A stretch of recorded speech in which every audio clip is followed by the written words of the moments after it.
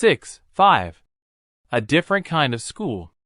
Before you read, do you know these words? If you don't, find out their meanings: bandage, crutch, cripple, honor, misfortune, system. Look at the pictures in this unit, and guess in what way this school may be different from other schools. A different kind of school. 1. I had heard a great deal about Miss Beam's school, but not till last week did the chance come to visit it. 2. When I arrived there was no one in sight but a girl of about 12. Her eyes were covered with a bandage, and she was being led carefully between the flower beds by a little boy who was about 4 years younger. She stopped, and it looked like she asked him who had come. He seemed to be describing me to her. Then they passed on. 3. Miss Beam was all that I had expected: middle-aged, full of authority, yet kindly and understanding. Her hair was beginning to turn gray, and she had the kind of plump figure that is likely to be comforting to a homesick child.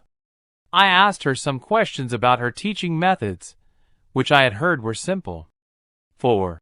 No more than is needed to help them to learn how to do things: simple spelling, adding, subtracting, multiplying, and writing.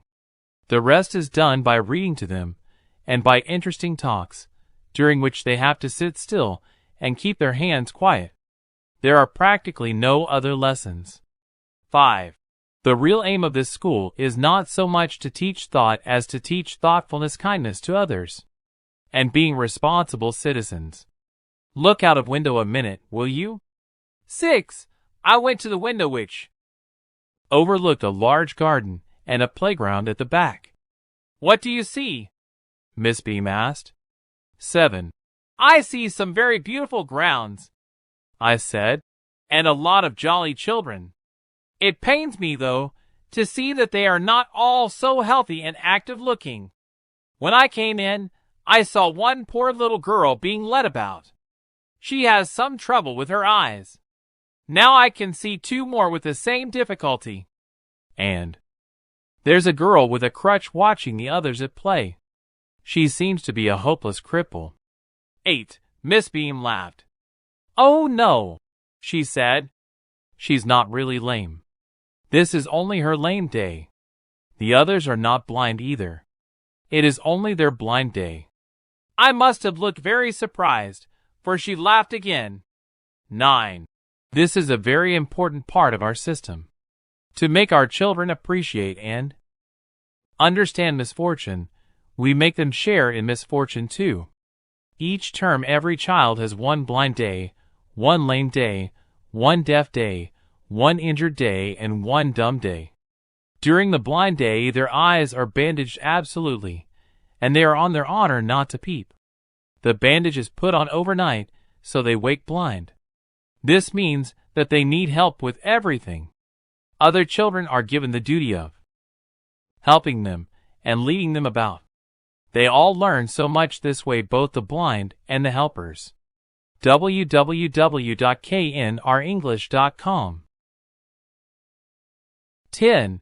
There is no misery about it, Miss Beam continued. Everyone is very kind, and it is really something of a game. Before the day is over, though, even the most thoughtless child realizes what misfortune is. 11. The blind day is, of course, really the worst, but some of the children tell me that the dumb day is the most difficult. We cannot bandage the children's mouths, so they really have to exercise their willpower. Come into the garden and see for yourself how the children feel about it. 12. Miss Beam led me to one of the bandaged girls. Here's a gentleman come to talk to you, said Miss Beam, and left us. 13. Don't you ever peep? I asked the girl. Oh no, she exclaimed. That would be cheating. But I had no idea it was so awful to be blind. You can't see a thing. You feel.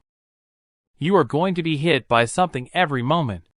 It's such a relief just to sit down. Are your helpers kind to you? I asked. 14. Fairly. But they are not as careful as I shall be when it is my turn. Those that have been blind already are the best helpers. It's perfectly ghastly not to see. I wish you'd try. Shall I lead you anywhere? I asked. 15. Oh yes, she said. Let's go for a little walk. Only you must tell me about things. I shall be so glad when today is over. The other bad days can't be half as bad as this. Having a leg tied up and hopping about on a crutch is almost fun, I guess. Having an arm tied up is a bit more troublesome, because you can't eat without help, and things like that. I don't think I'll mind being deaf for a day, at least not much. But being blind is so frightening. My head aches all the time just from worrying that I'll get hurt. Where are we now? 16. In the playground, I said. We're walking towards the house. Miss Beam is walking up and down the garden with a tall girl. What is the girl wearing? My little friend asked. A blue cotton skirt and a pink blouse.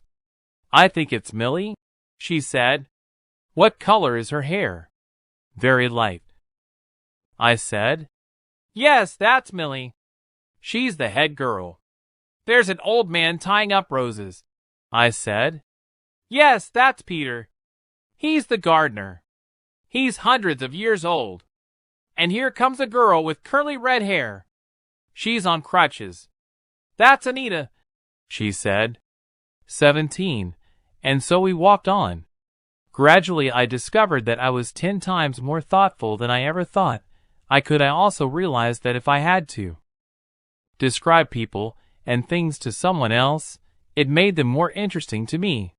When I finally had to leave, I told Miss Beam that I was very sorry to go. Ah, she replied.